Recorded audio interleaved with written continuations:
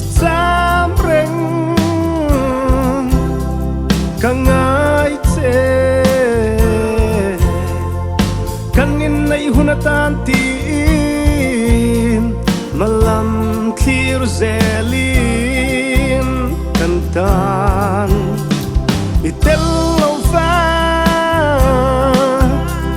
tui pui rao kai chu kalung ale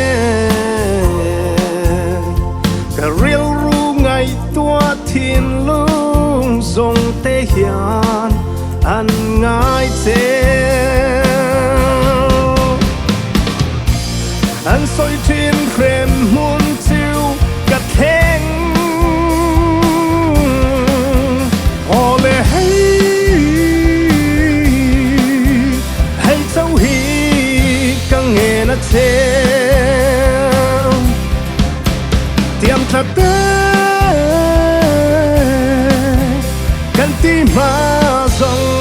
in ngak dun zelang ngong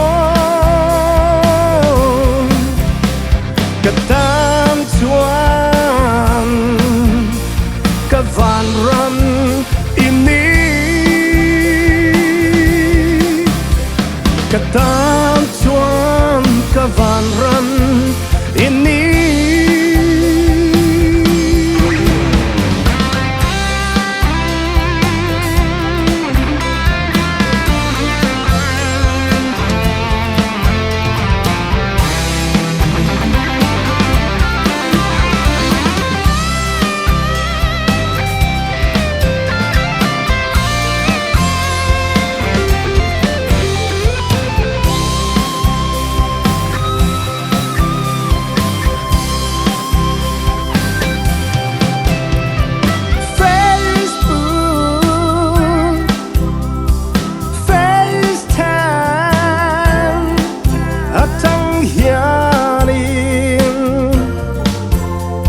ka lo ho le ma zong chu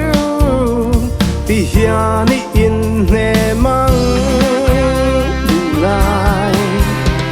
ka ma lai te ti ya in lan dun ka noa me ka lo ho thuai do ne ka mi ka dan chawa loma vangin mi tui afar aluang ole hey hey châu hi ka nghe na te tiam thật kan ti ma zong in ngak dun zelang katam chuan ka van ram ini katam chuan ka van ram ini